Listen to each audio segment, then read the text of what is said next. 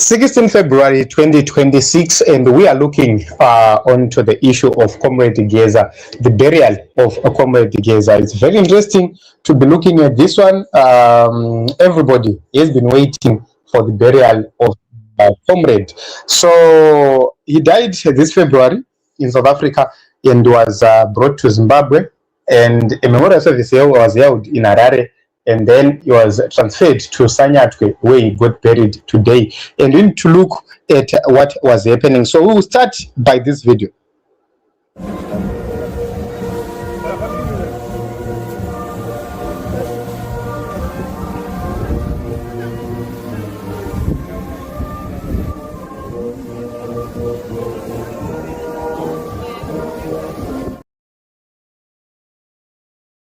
So that is the first video when he was being taken to the grave. And let us take a look on the war veterans who saluted him.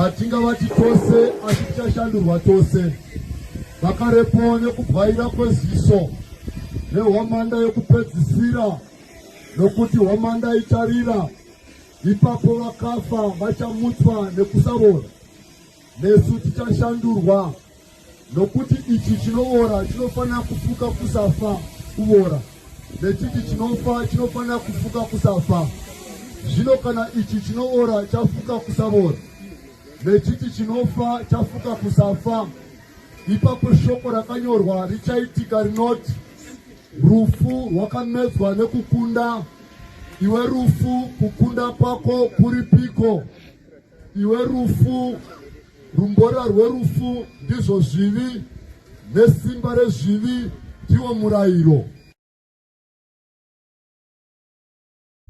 So that is the pastor was leading the burial of Comrade Geza. But while we are still there, we need to take a look onto something very important. We need to take a look on the state of his home. How was his home since last year when it was allegedly bombed by some elements? Let us take a look.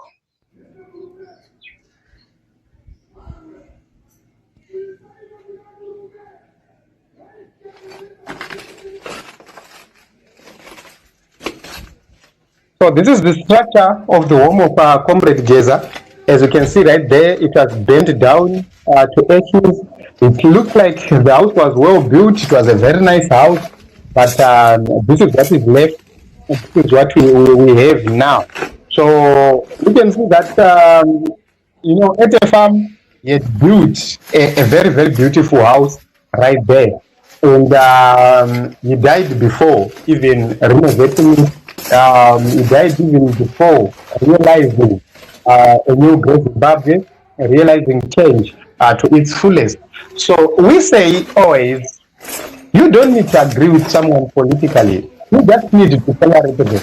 Tolerance, political tolerance, is when you can be criticized, when somebody is given a fair right to criticize you, especially when you're in leadership, without you resorting to violence, without you resorting to assassination acts, without you taking one slide.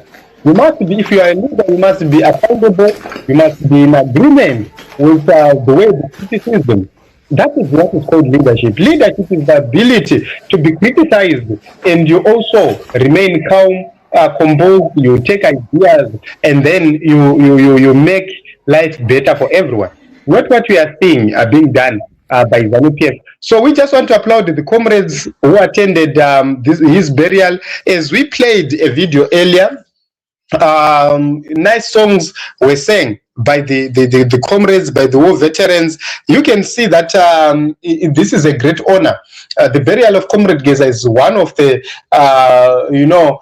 biggest things which we have seen in our or which is in our memories at this point in time, because everybody has been looking forward to see the burial of a comrade, despite his them denying him a national hero status. The people of Zimbabwe gave him that status, and there is nothing they will do to erase it, because he was a hero. He fought for the liberation of this country. We were looking at how the government of Zimbabwe recognized a comrade called Masuku, who they say he was a broadcasting veteran, but they did not recognize Comrade Geza. They never issued a statement. They never got in touch with the family. For Themba Mliswa to go to an extent of trying to do the PR on behalf of the dynasty, it's so sad. Themba Mliswa came on his X platform unashamedly and said that there has been considerable misinformation surrounding the funeral of Comrade Geza.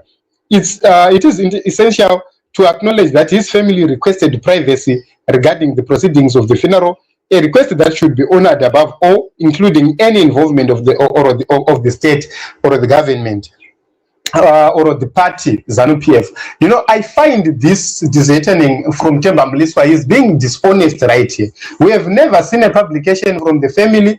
The family spokesperson yesterday said it very clear that they are yet to hear from the government. So when did they communicate with the government? When the spokesperson of the family said it clearly that they've not spoken regarding that issue. So you can see that these people, they're becoming dishonest, and that is how they thrive. They don't tell the truth as it is, and they run lies to satisfy their ego and to justify some of the actions they would have made. So it's very, very difficult in Zimbabwe to live in a country with people who are not honest. So this is the reporting. Let us bring it onto the screen so that you see it for yourself. This was published. The government was yet to communicate with the family as of yesterday when they were traveling to Sanyati. It was yet to communicate with the family of Comrade Geza, according to the spokesperson of the family, that is Mr. 5 Geza. So how did Themba Mliswa get to know of that request from the family? Because it was supposed to be clear. If the government had engaged with the family, we could have agreed with that position, but we can't agree with that position because there is a clear communication from the family through the newspapers, through the interviews, that the government was yet to conduct them. So when did they get such a communication? But the reasons why ZANU-PF people were not present is simple. It's because Geza is regarded as a traitor by these people. So if you regard someone as a traitor,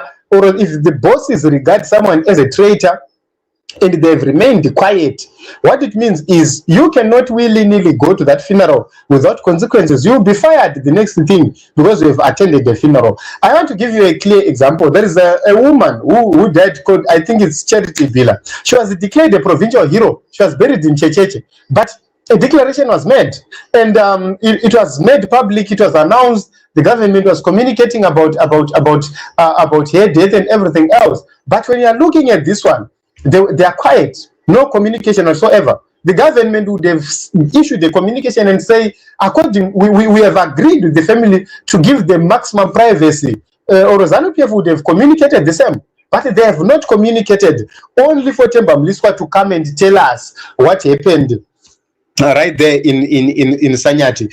That's being dishonest at the highest level. So it's very sad that this is what is happening, but we just want to thank God that Comrade Geza was buried, and fellow war veterans were present, and they did so much to make sure that he was buried so well. So as a comrade, we would have seen the military in attendance of his burial, because he is a soldier. As a norm, soldiers must not do politics, especially to the corpses of former soldiers. They must understand that he was a soldier, and They never had a problem with him. They were supposed to be leading the burial of Comrade Geza as the soldiers, not because they agreed with him politically, but because he was one of them. So that is something which we need to stress and to be honest about. He was not a small boy. He was a well-recognized war hero. He was a soldier. What it means is, even if they thought not to declare him a national hero, the soldiers were supposed to bury him. The guns were supposed to be had. That is what we expected from our military. But it is what it is. This is what just happened. But let me tell you, what happened to Comrade Geza is prophetic. This is how these people will be buried. These people will be isolated. These people will be buried on their own. But the difference will be no public people will go to bury them. No influential people will go to bury them. No war veterans will go to bury them. They will be buried like paupers. They will be buried alone. Comrade Geza was buried by the public. Comrade Geza was buried by fellow comrades and war veterans. Comrade Geza was buried by the church. But their deaths will be something else. They will never get mourned the same way Comrade Geza was mourned. They will be humiliated, they will be embarrassed, and that will be something which is going to be happening to them. So we hope and believe that justice will be served in the nation of Zimbabwe. Everybody is fighting for change to happen in our lifetime. But we just want to thank everybody who attended the burial, who attended the funeral. Comrade Geza was buried like a hero. And that is what we expected. That is what we wanted to see. It doesn't matter what the government think. It doesn't matter how they reacted to this one, how they ignored Comrade Geza just like that. I've always said we must put politics aside when it comes to the issues of humanity. Death is a law of God. Everyone dies. You do not need to do politics when it comes to issues of life and death. So that is very important. They had disagreements with Comrade Geza, but it was unnecessary for them to ignore him when he needed them the most, just to be declared a national hero. So I hope and believe that with time he will be declared a national hero. I want to give you an example. There is a man called Ndabandingi Stole. When he died, he was buried like a pauper. In his rural home. He was never declared a national hero then, but they had to recognize him recently. That is when they declared him a national hero. So it will come to a point where all the people who deserved to be declared national heroes, they'll be declared national heroes. They never declared Morgan Tsvangirai a national hero. They circumvented on that issue. Despite his efforts, despite his contributions to this nation, they circumvented on that issue and they ignored it. But you will see things happening in the future, and all people who deserve to be declared national heroes, they'll be declared national heroes. This issue of people being declared national heroes based on ZANU-PF handbook is wrong. It needs to be ended. People should be declared national heroes because of the contributions they made to the nation. So I hope and believe that that will be done in the future. And I just want to acknowledge everybody who was part and parcel of the burial of our comrade Geza. And these are the war veterans. You can see that they braved to be part and parcel of history. And we just want to thank them for that. So let us meet in other episodes as well as other broadcasts. We have overstayed our welcome right here. But before I do so, let me take just a few comments. Grace says, rest in peace. Thank you very much. Patson says, I saw it appropriate to bury our liberation father in this in his rural home. No matter what ZANU-PF can say, being not buried with them is good. We know he is our hero.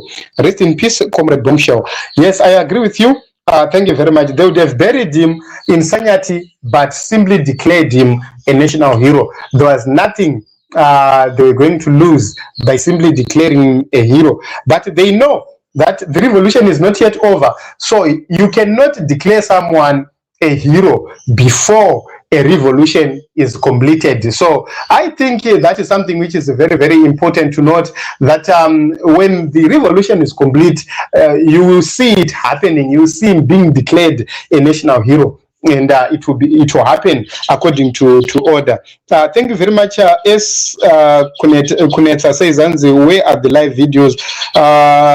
We have posted some videos right here, the videos which we got. I think, and I hope and believe you will check from the beginning of this video. We have posted some videos, some snippets of what was happening right there. Thank you very much, everyone. Let us meet in other episodes as well as other broadcasts. For those who came late, please revisit the beginning of this video.